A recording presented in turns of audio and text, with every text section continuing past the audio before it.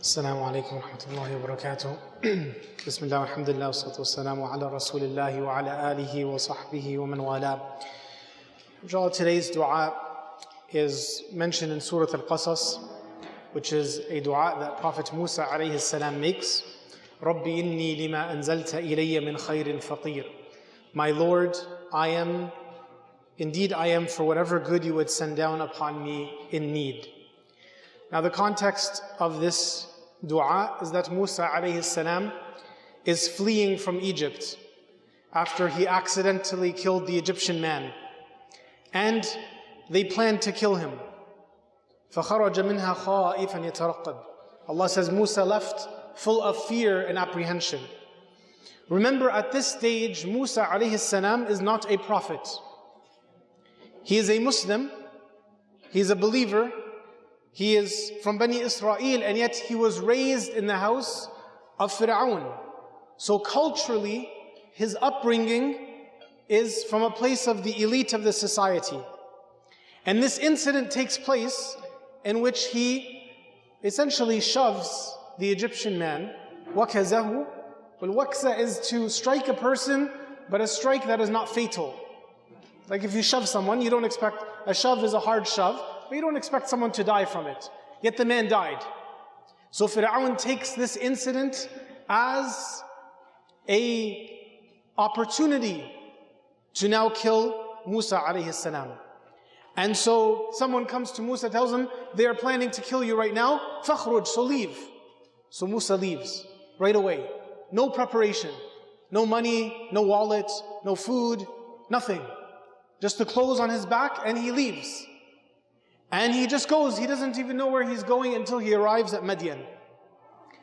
And imagine, you're him, you're traveling, you have no food, no money, at least you're looking for something to drink.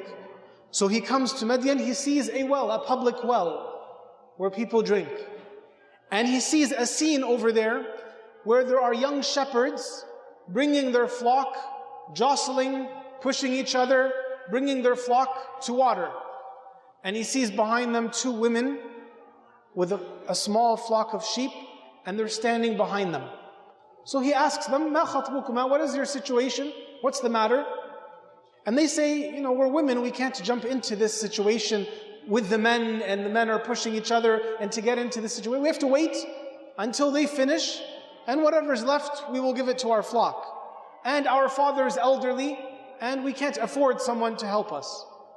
So Musa alayhi salam takes the flock of sheep from them, and he brings the flock to the water, gets them to drink, and then gives it back to the women, and goes and sits under the shade. What's amazing about this, he then makes this dua. What's amazing about this is Musa is the definition of poor. He doesn't have a single penny to his name. He left everything behind. And he's a refugee running for his life. And yet, he gives something. He gives charity. He doesn't have any money. He gives charity with his effort. He lends his effort. He takes the sheep from these women, brings it to the water, and gives it back to them. And who are these women to him? He's not related to them, not by blood, not by tribe, not by religion, nothing. He doesn't know them at all. And he does this act of kindness. Musa has nothing to give, and still he manages to give. And he doesn't ask them for anything. He doesn't say, I'm poor, I'm traveling, I have no food, can you give me something? He doesn't ask anything from them. He wants no reward. He does this act of kindness, and then he goes and he sits under the shade of the tree, and he says, رَبِّ إِنِّي لِمَا أَنزَلْتَ إِلَيَّ مِنْ خَيْرٍ فَقِير. My Lord, I am in need of your help. I am faqir, I am poor, I have nothing. Now there's two ways of understanding this dua. One way of understanding it is, oh Allah, you have أنزلت علي خير, you have given me good, but I'm still in need, oh Allah.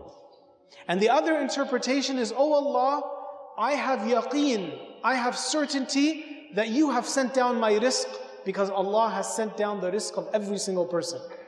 But you decide when I get that rizq, every person's money that they're going to earn, their sustenance they're going to earn, Allah has apportioned it.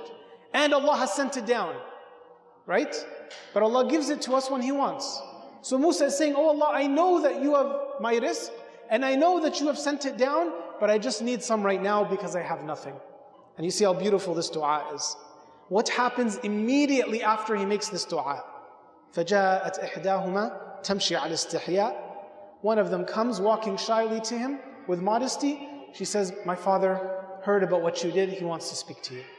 So he comes back to her father. He tells her father what happened, his story, and the father immediately gives him shelter, and gives him food and drink, and gives him a job, and tells him, marry one of my daughters. So the single brothers, go give people water bottles. See if that works, inshallah. May Allah subhanahu wa ta'ala help everybody who's looking to get married. Ameen. This dua, one of the blessings of it is at-tawassul bil-a'mal as-salihah. Right? Getting closer to Allah subhanahu wa ta'ala by doing good deeds. Musa does the good deed, and then he makes dua to Allah subhanahu wa ta'ala, Allah gives him.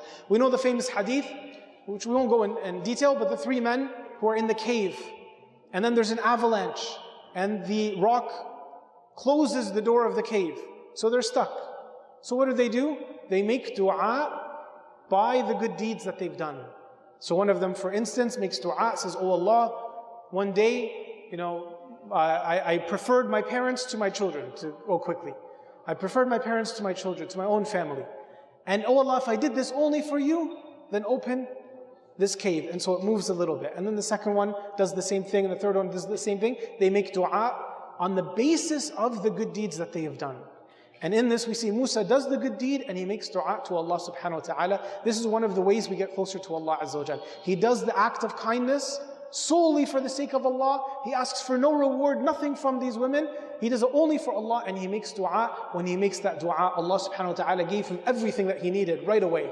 And so we ask Allah subhanahu wa ta'ala to accept our dua likewise, and to give us all what we need. Ameen. Jazakumullah.